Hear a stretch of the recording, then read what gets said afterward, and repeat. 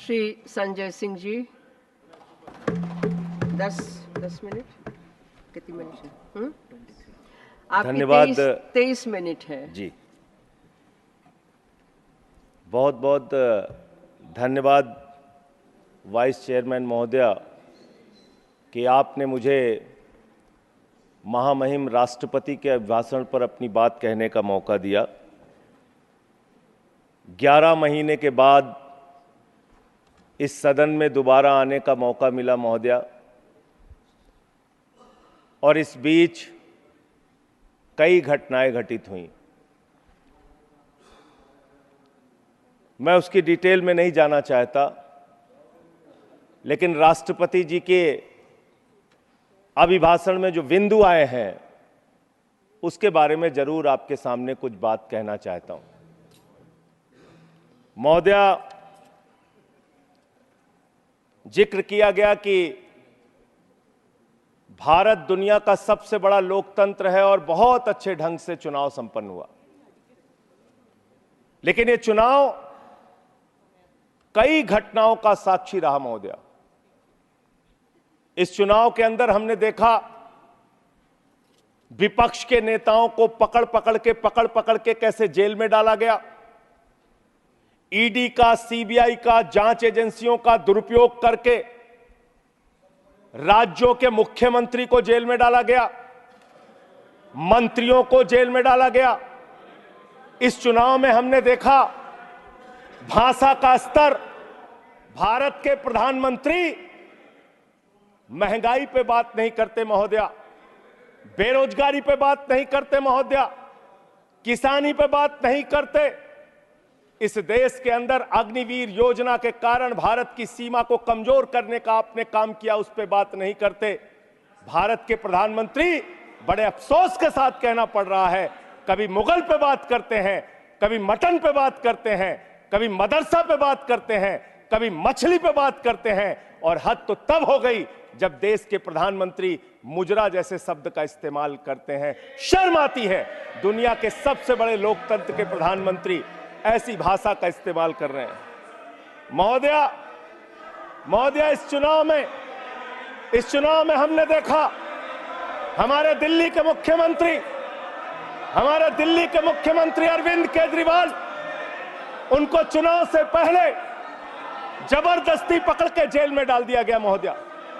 अरविंद केजरीवाल वो मुख्यमंत्री हैं जिन्होंने शिक्षा के क्षेत्र में काम किया, स्वास्थ्य के क्षेत्र में काम किया, बिजली फ्री देने के क्षेत्र में काम किया, पानी फ्री देने के क्षेत्र में काम किया।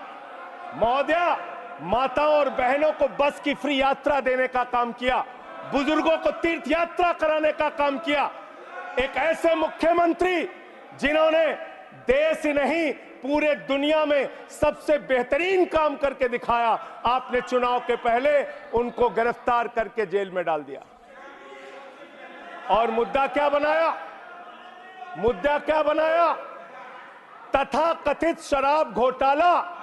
आज मैं आपके सामने इस सदन में बताना चाहता हूं महोदया, शराब घोटाला किसने किया, यह जानकारी पूरे देश को होनी चाहिए। यह जानकारी भारतीय जनता पार्टी के मित्रों को होना चाहिए, यह भारतीय जनता पार्टी के नेता, देश के प्रधानमंत्री को भी होना चाहिए। शराब घोटाला शरद रेड्डी से 60 करोड़ रुपए की रिश्वत लेने वाले भारतीय जनता पार्टी के लोगों ने किया है। आप लोगों ने इलेक्टोरल बॉन्ड के जरिए चंदा लेने का काम, रिश्वत खाने का काम, भ्रष्टाचार करने का काम किया है। शराब घोटाला तुमने किया है। शराब घोटाले की बात करते हैं महोदया, यही चिल्लाने का काम करते हैं। मैं अपनी बात कहना चाहता हूं महोदया, दिल्ली के मुख्यमंत्री को ईडी कोर्ट ने जमानत दी महोदया। ईडी कोर्ट ने कहा अरविंद केजरीवाल निर्दोष है। महोदया, ये रिश्वतखोर लोग हैं, ये रिश्वतखोर है, ये बेईमान है, ये भ्रष्टाचारी है महोदया, ये भ्रष्टाचारी है। आप बैठिए। भ्रष्टाचारियों को बोलने की हैसियत नहीं होनी चाहिए महोदया, ये भ्रष्टाचारी है, आप बैठिए। इन्होंने शराब घोटाला किया है, आप बैठिए, की रिश्वत खाई है। आप बैठिए।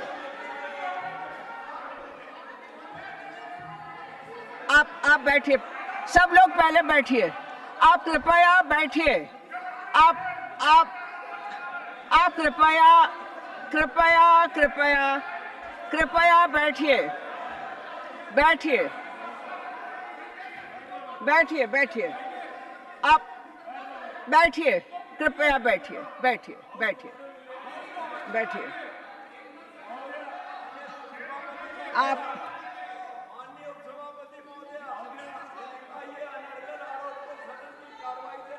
अरे ठीक है, गलत सही आप नहीं तय करेंगे। महोदया, महोदया, आप महोदया, भाजपा के मित्र हमारे नाराज हो गए महोदया।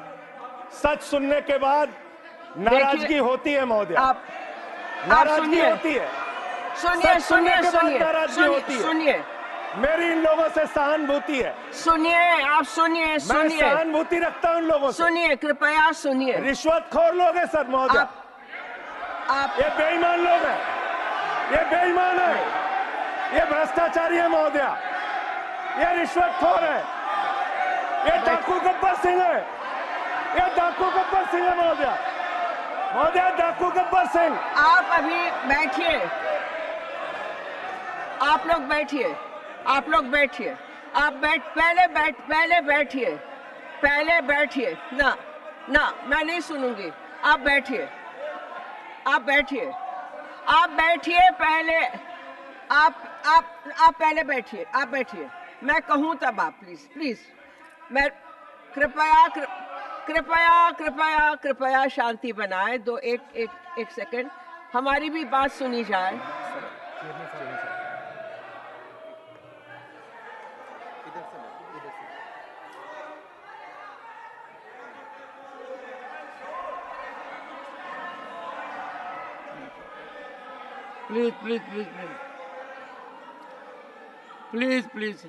Please. 1 second. Madam, take your seat. Take your seat. No. Mr. Nagar, why this running commentary? If this running commentary takes place, I will call upon leaders of the parties to at least give their members basic decorum training. Why should it happen? Trading against with each other. The nation is watching us. Members have to contribute massively. Sri Sanjay Singh may continue. I know. I was watching the debate. Please. Mr. Gehlot. ये देश 1 second. लोकतंत्र से चलेगा मान्यवर। 1 second. You have to address the chair. आप ही को करना है। Leader of the opposition today set a very high standard. He addressed the chair. So, Sune, I want pin drop silence in the house. Let us see. He is leader of a legislative party. Now, please, 1 second. Take. कुछ आपत्तिजनक चर्चा माननीय सदस्य ने की है, कृपया उस पर गौर करें और उसको प्रोसीडिंग से हटाने की कृपा करें। Mr. Gokhale, Sanjay, Mr. Raut and Mr. Gokhale, I have come here, I have already taken note of it, and let me tell the honorable members, whenever there is something objectionable, even if Mr. Sanjay Raut says something objectionable, not only his address will be looked into, he can point out to the address of someone else also.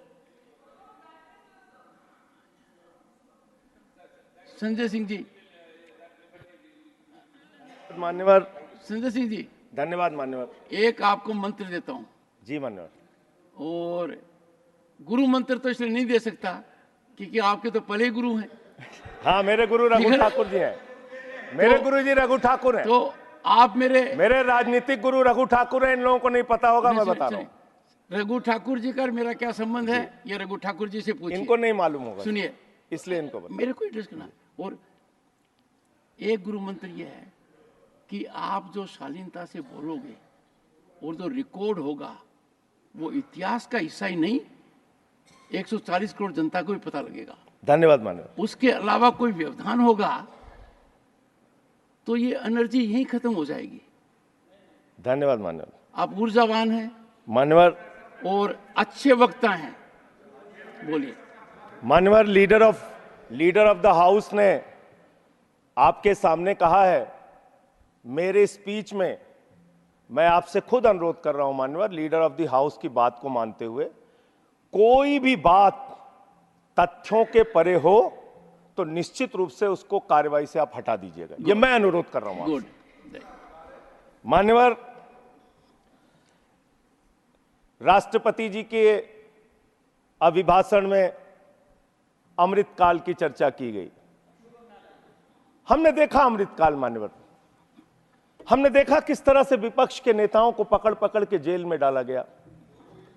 Maharashtra चले जाइए तो अनिल देशमुख जी को 14 महीने jail में रखा गया, बाद में कह दिया न्यायालय ने सबूत नहीं, जमानत मिल गई। संजय रावत जी को 100 दिन 103 दिन जेल में रखा गया मान्यवर, बाद में उनको जमानत मिल गई, कोई सबूत नहीं। मुझे 6 महीने जेल में रखा गया मान्यवर, और 3 जजों ने सुप्रीम कोर्ट के मुझे जमानत दे दी। दिल्ली के मुख्यमंत्री, अब देख लीजिए, मैं आपके नियम का पालन कर रहा हूं मान्यवर। बोलते रहिए।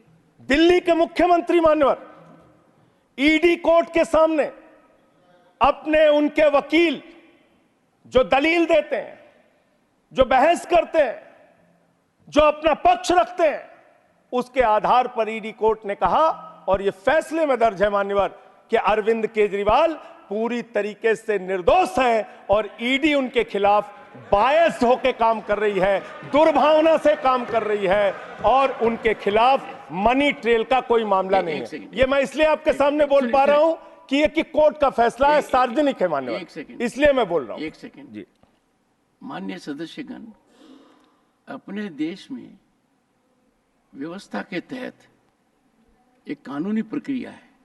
उस कानूनी प्रक्रिया के तहत ही व्यक्ति ट्रायल फेस करता है, कई बार उसको जेल भेजा जाता है, कई बार जमानत दी जाती है। जिनको जमानत दी जाती है उनको बाद में सजा भी हो जाती है। जिनको जमानत नहीं दी जाती, सुनिए, कांट यू प्लीज सुनिए, जिनको जमानत नहीं दी जाती है वो बरी हो जाते हैं। ये एक प्रक्रिया है।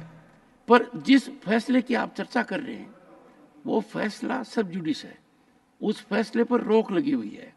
वो फैसला ऊपर की अदालत के अंदर निर्धारित होना है। तो उस परिस्थिति में आप उस फैसले को सही मानकर न्यायालय के ऊपर टिप्पणी कर रहे हैं। देश के एक न्यायालय ने अपना विवेक लगाकर उस फैसले को स्थगित कर दिया है। Therefore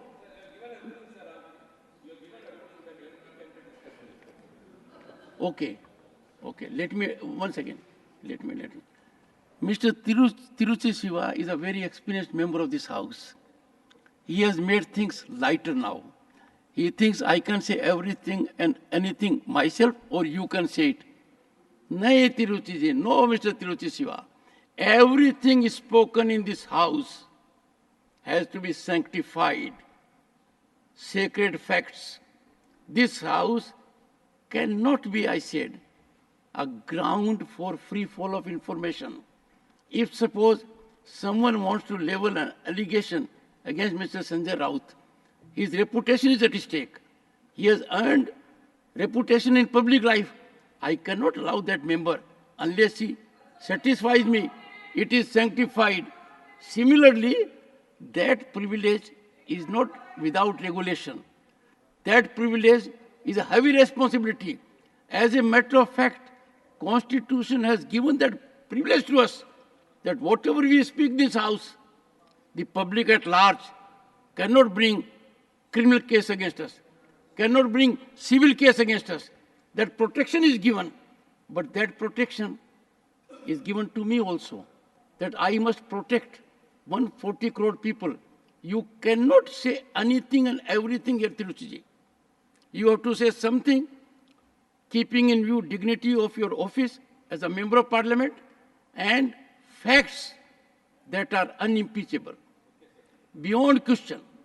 Therefore, if Sanjay Singh has made reference to a judgment which has been stayed, which means that judgment, till the judgment of the upper court comes, is non-existent.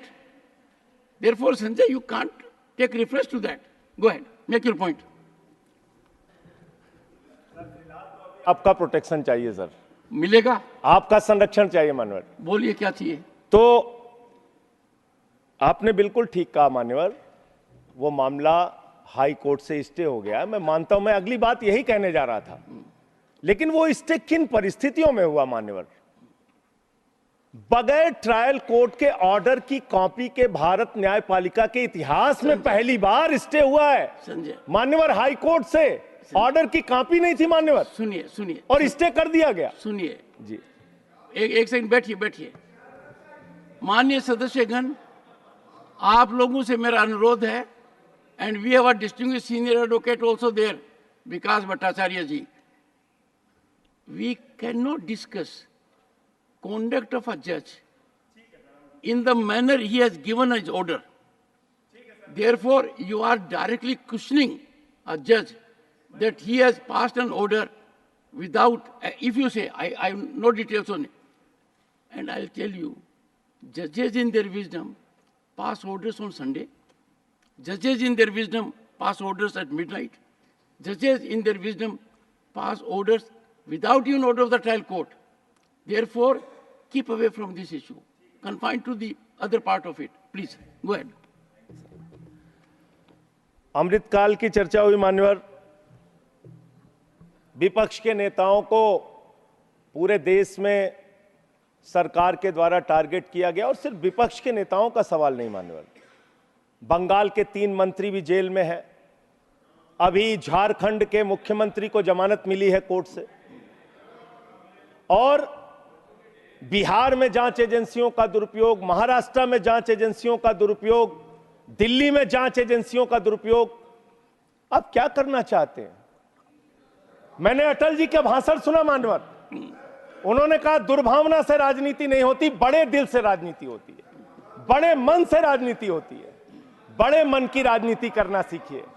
ऐसे विपक्ष के लोगों को टारगेट करना ठीक नहीं है, ये अच्छी राजनीति नहीं है आपकी।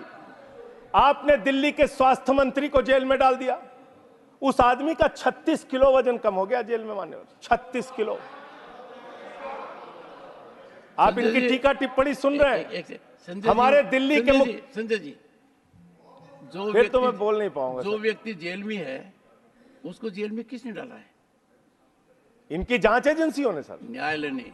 इनकी जांच एजेंसियों ना ना, न्यायालय ने झूठे मामले बनाकर, देश भारतवर्ष झूठे मामले बनाकर,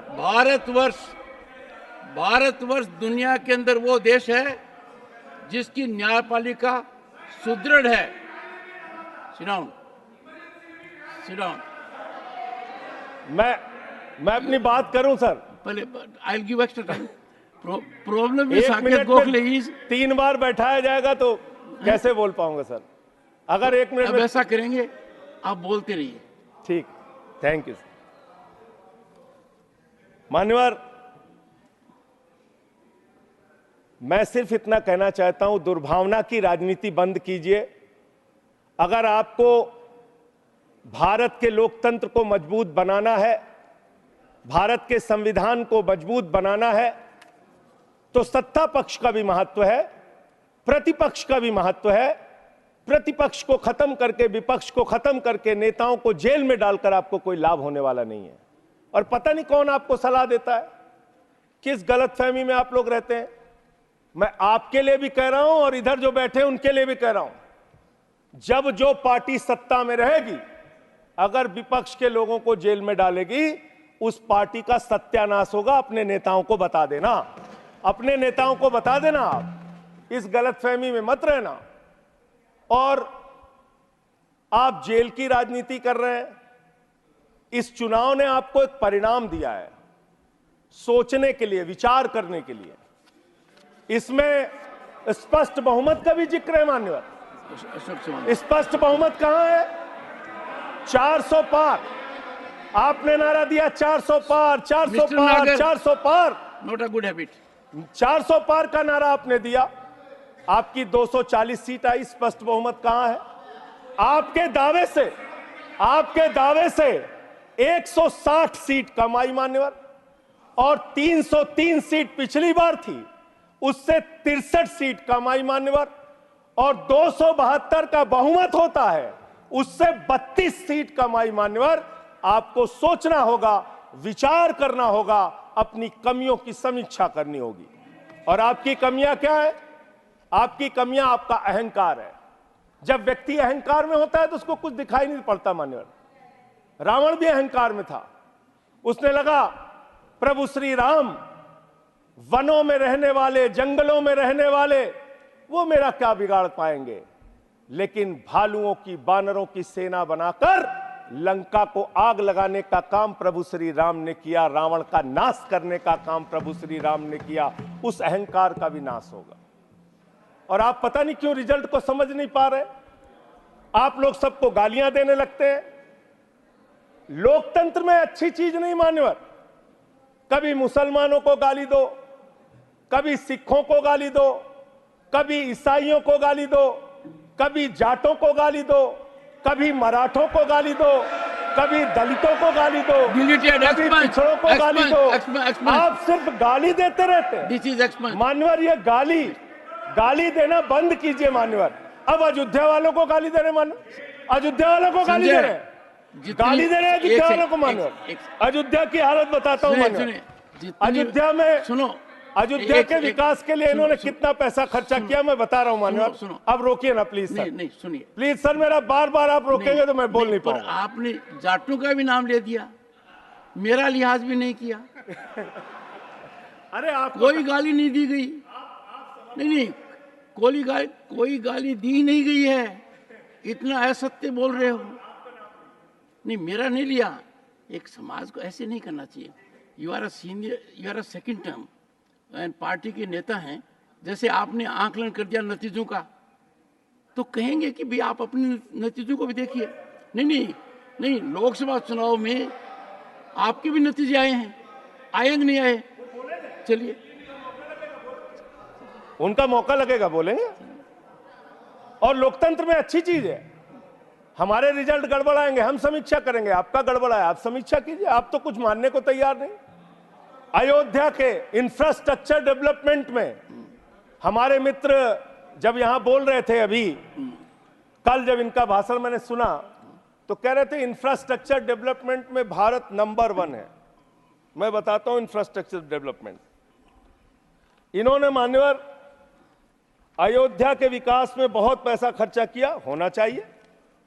प्रभु श्री राम की नगरी को विकास करने में एयरपोर्ट पे 1450 करोड़ रुपए, रेलवे स्टेशन पे 724 करोड़ रुपए, अयोध्या रिंग रोड पे 4793 करोड़ रुपए, 14 कोसी परिक्रमा पे 1140 करोड़ रुपए, पंचकोसी परिक्रमा पे 773 करोड़ रुपए, रामपथ पर 787 करोड़ रुपए, टाउनशिप पर 2180 करोड़ रुपए, पुराने मंदिरों के जीर्णोद्धार पे 170 करोड़ रुपए, मेडिकल कॉलेज में 245 करोड़ रुपए। मान्यवर, ये पैसा गया कहां? पहली ही बरसात में प्रभु श्री राम के गर्भगृह में पानी गिरने लगा। पूरी अयोध्या की सड़कें टूटी हुई हैं। मुख्य पुजारी ने ये बात कही मान्यवर, मुख्य पुजारी ने ये बात कही, मंदिर के मुख्य पुजारी ने कही। ये भ्रष्टाचार की भेंट चढ़ा दिया मान्यवर इन्होंने पैसे को। भ्रष्टाचार की भेंट चढ़ा दिया मान्यवर। Nothing will go on record. सुनिए, can you take your seat? Can you take your seat? Can you take your seat? On one second, please. Take your seat. Honorable member, perhaps. Neeraj, please. Honorable members, please. I will urge leaders of the parties to keep their members under control. Honorable member, you have made a reflection which is wrong. You make a reflection because someone has said something. When I got this news, I verified. got in touch with responsible people. If you have real documentary evidence, when you are speaking as a member of parliament, you cannot give a speech as you give outside. It is not so. Let us not run down our institutions. It is a temple worshipped all over the world. It will last, you know, for how many years it will last? Are you aware of the technology that has gone there? When I went to Ayodhya, there was a presentation by the technical people. We must appreciate it. Merely because someone has said so, you take it as gospel truth. Make an effort to find out. I will not encourage the sensation.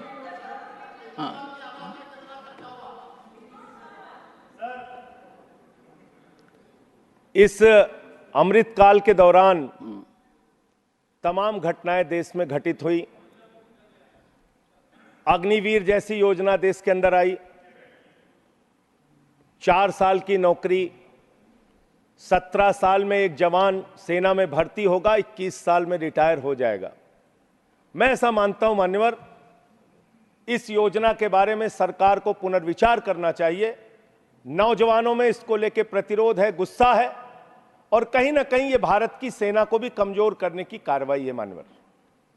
अगर आप कारगिल के युद्ध को देखें और उसके पहले भी जो सेना के अधिकारियों से आप बात करेंगे, 5 साल तक जब कोई फील्ड में काम कर लेता है जवान, उसके बाद युद्ध के स्थिति में उसको इस्तेमाल किया जाता है, उसको आगे किया जाता है।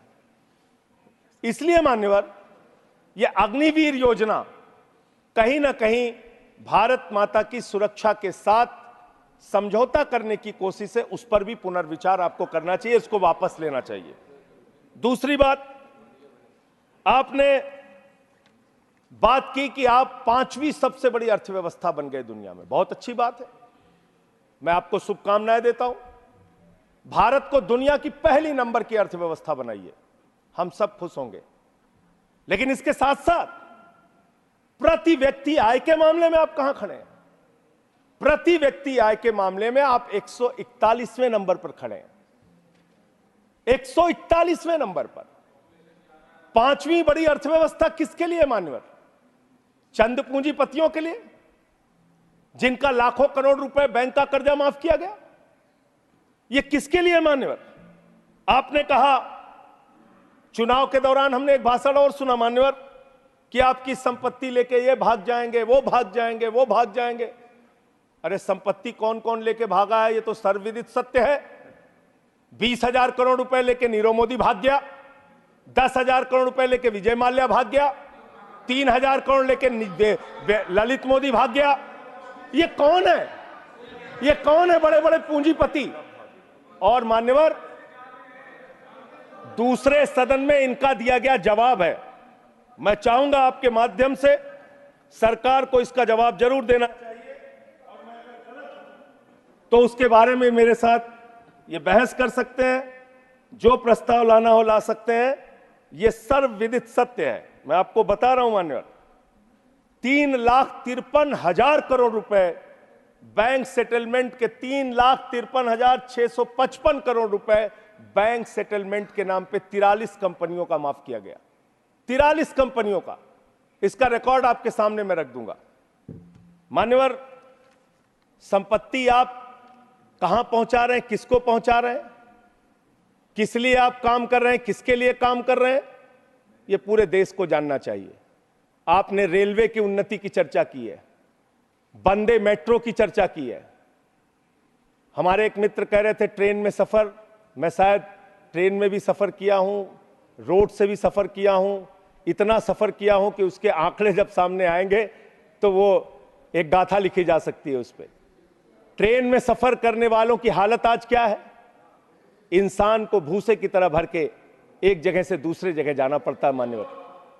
लखनऊ में उतरिए, वहां पर कुली मिले मुझे मान्यवर, उनके लिए एक वादा किया था बहुत पहले, और आप एक उदार हृदय के व्यक्ति हैं, मैं चाहता हूं आपके माध्यम से सरकार तक ये बात जानी चाहिए।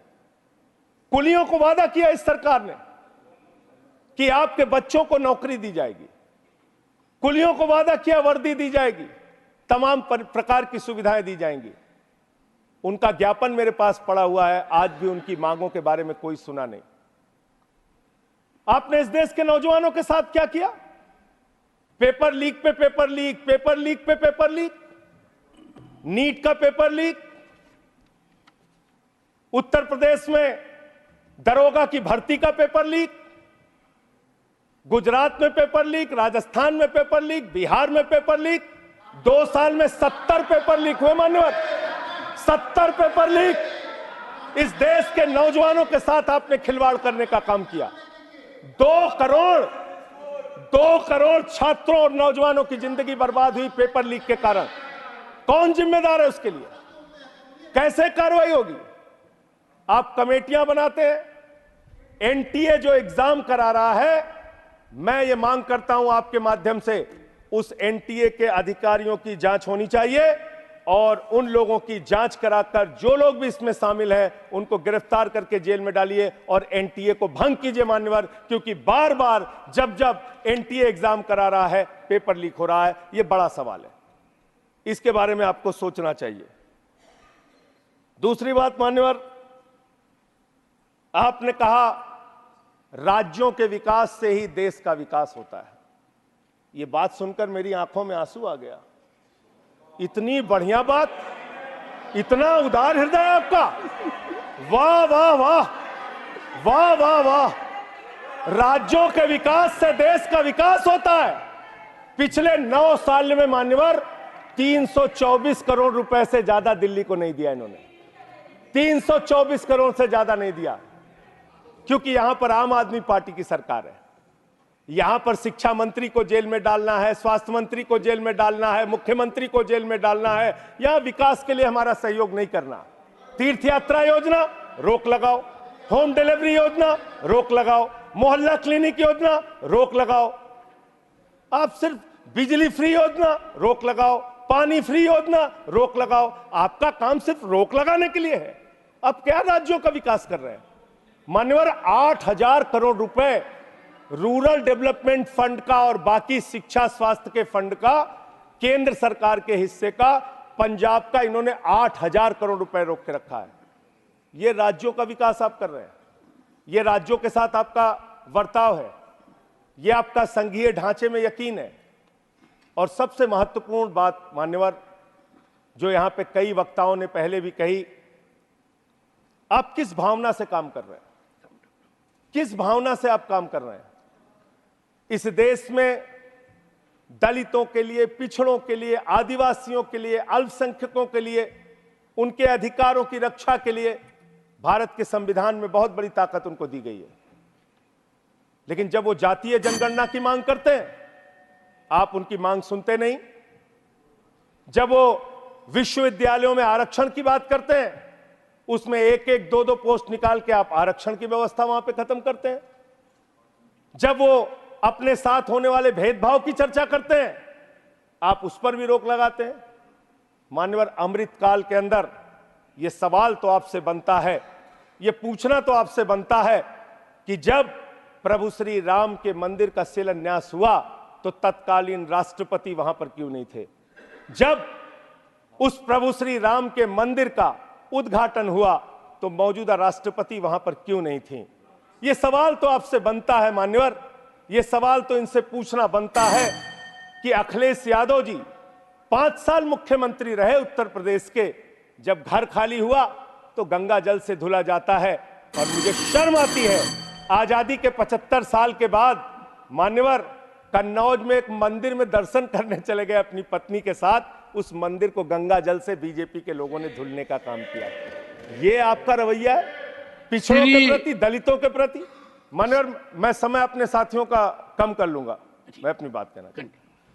मान्यवर, ये रवैया ठीक नहीं है, इतना भेदभाव, इतनी दुर्भावना ठीक नहीं है। इस देश के दलितों को, पिछड़ों को, आदिवासियों को, अल्पसंख्यकों को अपना मानिए। इस चुनाव ने एक संदेश आपको यह भी दिया है कि हम कोई पाकिस्तान नहीं है, हम अफगानिस्तान भी नहीं है, हम हिंदुस्तान हैं और हम मिलकर रहना चाहते हैं।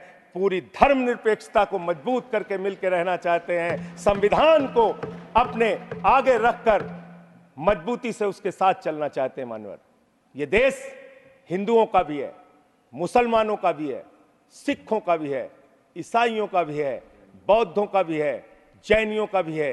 ये देश सबका है मान्यवर। इस भावना से आप देश को आगे लेके चलिए, पूरा देश आपके साथ खड़ा होगा। इतनी नफरत, इतनी दुर्भावना आपके मन में क्यों है? क्यों आप सबको अपने से दूर करने की कोशिश करते रहते हैं?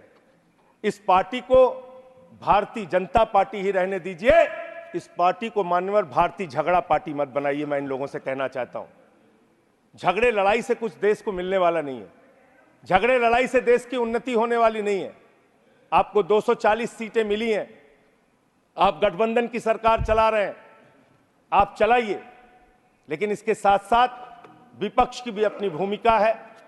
उस भूमिका को ध्यान में रखिए, विपक्ष को भी अपने साथ लेकर चलिए। इतना अगर आप टारगेट करके एक एक पार्टी को खत्म करने की कोशिश करेंगे, तो जो दूसरों को खत्म करने की कोशिश करता है वो अपने आप ईश्वर उनको सही रास्ते पे पहुंचाने का काम करता है। और रावण का अहंकार नहीं चला मान्यवर, तो किसी और का अहंकार क्या चलेगा? और हिंदू धर्म कितना विराट धर्म है, कितना विशाल धर्म है। हिंदू धर्म तो वसुदेव कुटुंबकम की बात करता है, कहता है पूरा विश्व हमारा परिवार है। हिंदू धर्म कहता है मान्यवर, कोई भी पूजा हम लोग खत्म करते हैं, कहते हैं धर्म की जय हो, अधर्म का नाश हो, प्राणियों में सद्भावना हो, विश्व का कल्याण हो। लेकिन अफसोस है कि भारतीय जनता पार्टी की मानसिकता है प्राणियों में दुर्भावना हो, प्राणियों में बंटवारा हो, प्राणियों को आपस में बांटा जाए। इनके लिए बहुत अच्छी लाइन है, वो मैं कहना चाहता हूं। बहुत ही अच्छी लाइन आप लोगों के लिए लिख कर लाया था कि किस तरह से आप लोग मुद्दों से ध्यान हटाना चाहते हैं। सभी का ध्यान बांटा जा रहा है, सभी का ध्यान बांटा जा रहा है। यह हिंदुस्तान बांटा जा रहा है, सभी का ध्यान बांटा जा रहा है। यह हिंदुस्तान बांटा जा रहा है। हमें ये मंदिर और मस्जिद दिखाकर हमारा ध्यान बांटा जा रहा है, हमारा ध्यान बांटा जा रहा है। ध्यान बांटने की कोशिश मत कीजिए, मुद्दों पर बात कीजिए। बेरोजगारी बड़ा मुद्दा है, महंगाई बड़ा मुद्दा है, अशिक्षा बड़ा मुद्दा है, अग्निवीर बड़ा मुद्दा है, देश को कैसे तरक्की, भ्रष्टाचार बड़ा मुद्दा है।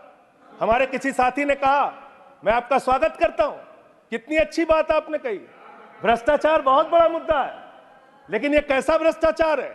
भारत के प्रधानमंत्री कहते हैं यह मोदी की गारंटी है, एक एक भ्रष्टाचारी को जेल में भेजूंगा, इस बात की गारंटी है। मुझे खुशी हुई, प्रसन्नता हुई प्रधानमंत्री के इस बात को सुन के। लेकिन जब मैं देखता हूं महाराष्ट्र में 70,000 करोड़ का घोटाला करने वाला बीजेपी के साथ, छगन भुजबल बीजेपी के साथ, नाम मत नारायण, लीजिए। ठीक है नाम नहीं लेता हूं, नाम नहीं ले रहा हूं सर। देखिए डिलीटेड। मैं दूसरा बस खत्म कर रहा हूं। सुनिए जो सर एक सेकंड, भ्रष्टाचार के खिलाफ सर एक बोलने। सेकंड। इस सरकार ने ईमानदारी का Mr. संकल्प Jairam लिया है। Ramesh, first you are speaking while sitting on your seat. I am sure you are very senior man. You know it. And secondly, why are you intervening? I expect from a learned man like you a different kind of conduct which can be exemplified by others. Please help तो me. Sir प्रधानमंत्री जी का Sanjay ji. these are deleted. ठीक है, आपका जो फैसला है मान्य है सर। मान्यवर प्रधानमंत्री जी ने कहा किसी भी भ्रष्टाचारी को नहीं छोड़ूंगा, इस बात की गारंटी है। लेकिन पूरे देश में जब हम लोग निगाह उठाते हैं तब मुझे उनके नारे का मतलब समझ में आया। वो नारा ये है कि एक भी भ्रष्टाचारी को नहीं छोड़ूंगा, ये मोदी की गारंटी है। सारे भ्रष्टाचारियों को बीजेपी में शामिल करूंगा, ये प्रधानमंत्री की गारंटी है। ये गारंटी है आपकी। अच्छी बात है, कीजिए, तरक्की करेंगे आप लोग। और एक वॉशिंग मशीन भी चल रही है।